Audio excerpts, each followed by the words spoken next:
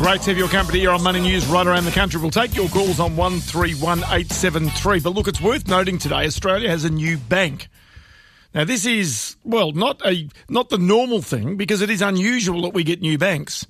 However, this particular bank is also unusual in another way, and that is it is the first bank to try and become a bank almost solely for small and medium-sized enterprises.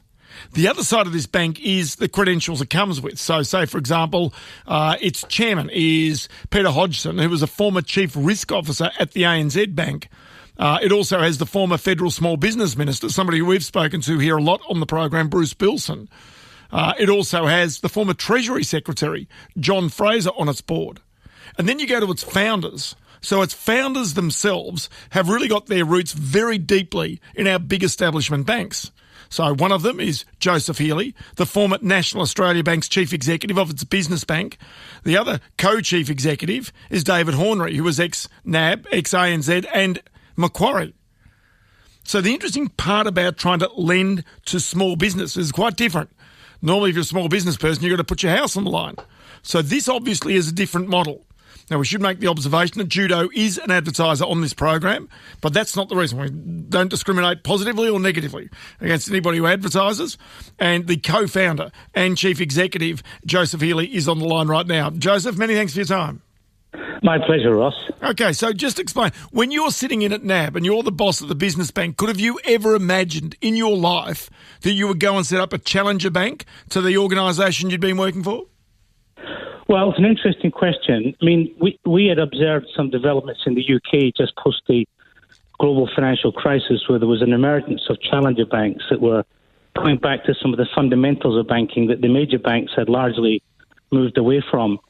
And, you know, we saw this happening in the Australian marketplace, that there was what we call an industrialisation or a dehumanisation of the banking service proposition to small businesses. And this was a trend that was industry-wide. And it struck David and I at that time that really there had to be a better way to meet the needs of small business. As you know, Ross, the Australian banking system had become fixated in lending mortgages to households. And that has really been the dominant narrative of the industry for the last 7 or 8 years. Can I go back and ask you another question on that, Joseph? Do you believe the dehumanisation that you saw was partly responsible for some of the actions of the banks that might have led to the Royal Commission? In other words, yes, it was almost a dehumanisation of the whole system that ultimately led to bankers forgetting that they were dealing with human beings. Indeed, but bankers moved towards products away from relationships. The mantra, we've got all these products, how do we sell them to our customers? And it's a very siloed, very industrialised operating model where core banking skills were allowed to fall into a state of decay. And the whole industry, the whole machine was all about pushing products rather than trying to understand the needs of the customers. This was particularly the case in the small to mid-sized business sector. Okay, so I remember having my first relationship with the bank manager, Johnny Morris, brilliant man, gave him a first loan, basically looked me in the eye and said, will you pay me back the money? And I looked him back in the eye and said, absolutely, I will.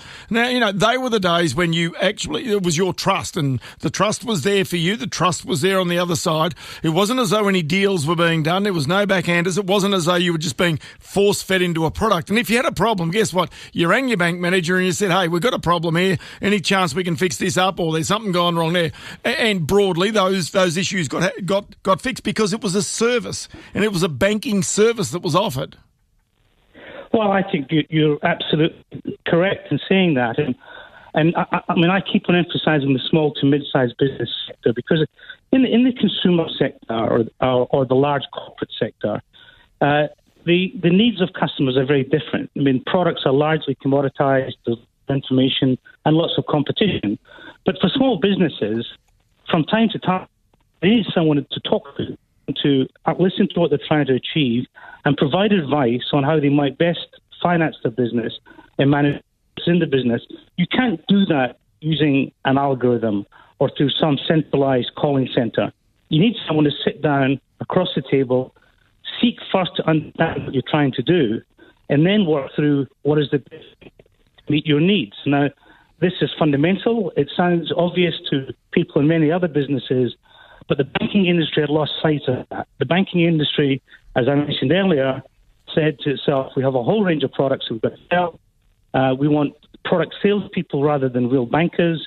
And the skills that are required in the small business sector are very different from the skills that are required in lending to a mortgage or issuing a credit card. Okay, I want to come to that now, Joseph, because as you set up this bank and as you create this service, the interesting thing is it's always tempting to say, right, if you've got a house, we'll give you a loan because we know it's security. We can always grab your house if the business goes bad. And, you know, there's plenty of small business people have either won or lost off the back of having a home to put up as security against their business. But when you start lending against cash flow and against the business aspirations of that individual and about their entrepreneurialism, you're going to make some mistakes along the way. How do you assess that, and how did you come about that decision-making when you were setting up this judo bank?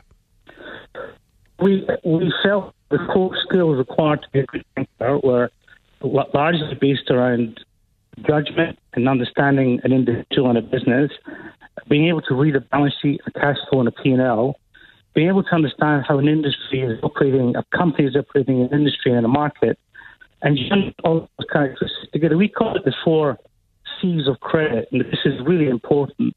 The first C is the character, the reputation and integrity of the business owner. The second C is the capacity or the cash flow to service the debt and repay. The third C is the capital, the equity capital that sits behind the debt that gets borrowed. And the fourth C is collateral, the security or the property. Now, we emphasize the C's in that order. The industry essentially has gone to the last C and said to the customer, how much property worth, and I'll lend you 65, 70%.